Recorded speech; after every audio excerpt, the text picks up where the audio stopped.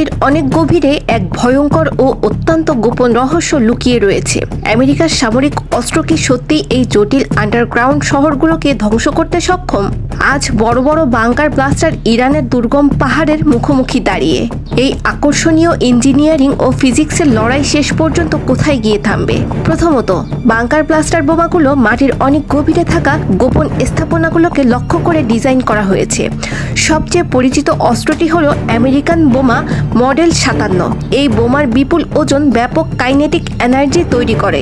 এর অত্যন্ত শক্ত স্টিলের খোলস বোমার গঠনগত ক্ষতিরোধ করে। এই বোমাগুলো মূলত কার্যপদ্ধতি নিউক্লিয়ার ফিজিক্সের উপর ভিত্তি করে তৈরি। অধিক ভারের সাথে উচ্চ গতি মিলে তৈরি হয় ভেদন ক্ষমতা।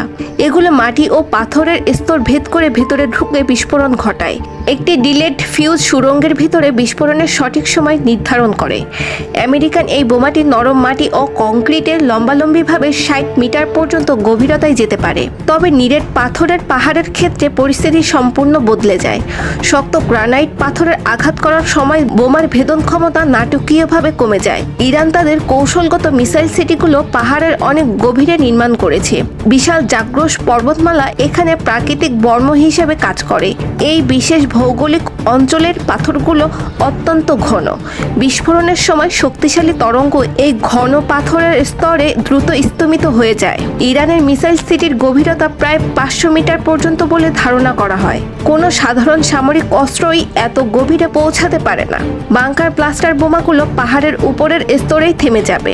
ইরানের স্ট্রাকচারাল ইঞ্জিনিয়াররা জটিল গণনার মাধ্যমে এই টানেলগুলো ডিজাইন করেছেন। দেওয়ালগুলোকে মজবুত করতে বিশেষ রেইনফোর্সড কংক্রিটের মিশ্রণ ব্যবহার করা হয়েছে। এই বিশেষ কংক্রিট কম্পনের বিরুদ্ধে অত্যন্ত উচ্চ প্রতিরোধ ক্ষমতা বজায় রাখে। টানেলের জ্যামিতিক নকশা বিস্ফোরণের শক্তিকে অন্যদিকে ঘুরিয়ে দেয়। সুড়ঙ্গের নকশায় সাধারণত আঁকাবাঁকা জ্যামিতিক প্যাটার্ন দেখা যায়। এই বিশেষ নকশা বিস্ফোরণের শক ওয়েভ দ্রুত ভেঙে ফেলে। বোমার তীব্র চাপ সোজা পথে সামনে এগোতে পারে না। ফলে স্পর্শকাতর মিসাইল সরঞ্জামগুলো বিস্ফোরণের ঢেউ থেকে পুরোপুরি নিরাপদ থাকে। বিশাল ও পুরো স্টিলের দরজাগুলো প্রতিরক্ষায় আরও একটি স্তর তৈরি করে।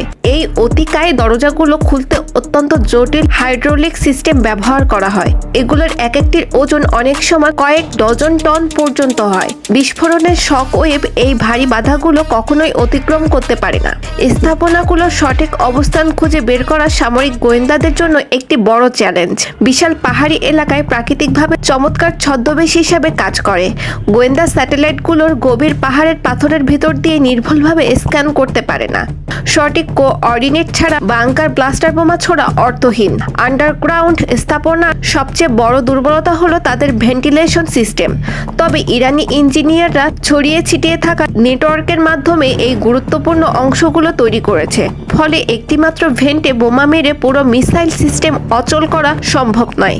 শক্তিশালী ইন্ডাস্ট্রিয়াল ফিল্টার ক্ষতিকর বিষাক্ত গ্যাস ভিতরে ঢুকতে বাধা দেয়। ভারী বাংকার ব্লাস্টার বহন করার জন্য বড় আকারের স্ট্র্যাটেজিক বোমারু বিমান প্রয়োজন। আমেরিকার স্টিলথ বোমাগুলোর বর্তমানে একমাত্র এই সক্ষমতা রাখে। ইরানের আকাশসীমায় এই বিশাল বিমানগুলো ওড়ার অনেক ঝুঁকিপূর্ণ। ঘন বিমান প্রতিরক্ষা ব্যবস্থা এই দামি প্লেনগুলো সহজেই ভূপাতিত করতে পারে। একটি তত্ত্বে এই জায়গায় একাধিক বোমা ছোড়ার কথা বলা হয়েছে। দ্বিতীয় বোমাটিকে প্রথম বোমার তৈরি গর্ত দিয়ে ভেতরে ঢুকতে হবে। এই অত্যন্ত জটিল ট্যাকটিক্যাল অপারেশন চালানো বৈজ্ঞানিকভাবে খুবই কঠিন। বাতাসের গতিবেগ ও বায়ুর বাধা বোমার গতিপথ সামান্য বদলে দিতে পারে। প্রথম বোমার বিস্ফোরণের ফলে আশেপাশের পাথরগুলো প্রবল চাপে আরও ঘন হয়ে যায়। এই ফিজিক্যাল ফেনোমেনন পাথরের স্তরগুলোকে আরও মজবুত করে তোলে।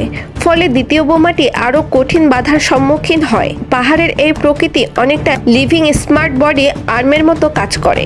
কিছু সামরিক বিশেষজ্ঞ অ্যাডভান্স ইলেকট্রোম্যাগনেটিক পালস বা ইএমপি বোমা ব্যবহারের প্রস্তাব করেছেন। তবে পাথরের পুরো স্তর এখানে প্রাকৃতিক ফ্যারাডের খাঁচা হিসেবে কাজ করে। ফলে এই তরঙ্গ মিসাইলের ভেতরে থাকা স্পর্শকাতর ইলেকট্রনিক যন্ত্রপাতির কোনো ক্ষতি করতে পারে না। ভেতরের যোগাযোগ ব্যবস্থা পুরোপুরি সুরক্ষিত কেবলের উপর নির্ভর করে। গোয়েন্দাদের বিভ্রান্ত করতে খালি ও ভুয়া টানেল তৈরি করা ইরানের সামরিক ইঞ্জিনিয়ারদের একটি বড় সাফল্য। শত্রুপক্ষ বিভ্রান্ত হলে তাদের মূল্যবান বোমাগুলো সম্পূর্ণ খালি টানেলে ফেলে অপচয় করতে পারে। মিসাইল সিটিগুলো একে অপরের সাথে সংযুক্ত এবং ছড়িয়ে ছিটিয়ে থাকা একটি নেটওয়ার্ক, তাই একটি সফল হামলা পুরো সিস্টেমকে অচল করতে পারে না। আন্ডারগ্রাউন্ড রেলওয়ে ট্র্যাকারের মাধ্যমে মিসাইলগুলো দ্রুত এক জায়গা থেকে অন্য জায়গায় সরিয়ে নেওয়া যায়। এই গতিশীলতা নির্ভুল নিশানাকে প্রায় অসম্ভব করে তোলে। স্থাপনাগুলো এমনভাবে তৈরি যেন সেগুলো দীর্ঘদিন সামরিক অবরোধ মোকাবেলা করতে পারে। বিশাল স্টোরেজ রুমে পর্যাপ্ত রকেট ফুয়েল ও খাবার মজুদ থাকে। শক্তিশালী জেনারেটর প্রয়োজনীয় বিদ্যুতের যোগান দেয়। এর ভেতরে সামরিক কর্মীরা কয়েক মাস অনায়াসে টিকে থাকতে পারে। টানেল শনাক্ত করার একটি উপায় হলো সেখান থেকে নির্গত তাপ বা থার্মাল সিগনেচার বিশ্লেষণ করা, কিন্তু অতিরিক্ত গভীরতা এই তাপকে প্রাকৃতিকভাবে শুষে নেয়। ফলে ইনফ্রারেড স্যাটেলাইটগুলো মাটির উপরে তাপমাত্রার সামান্য পরিবর্তনও ধরতে পারে না। এই তাপীয় চিহ্নগুলো লুকিয়ে রাখা ইঞ্জিনিয়ারিংয়ে এক বিশাল সাফল্য। পাহাড়ে বোমার আঘাতে শক্তিশালী কৃত্রিম ভূমিকম্পের তরঙ্গ তৈরি হয়। এর থেকে বাঁচতে আন্ডারগ্রাউন্ড স্থাপনায় বিশেষ শক অ্যাবজর্বিং ড্যাম্পার ব্যবহার করা হয়েছে। এই প্রযুক্তি আকাশচুম্বী ভবনকে ভূমিকম্প থেকে রক্ষা করতে ব্যবহৃত হয়।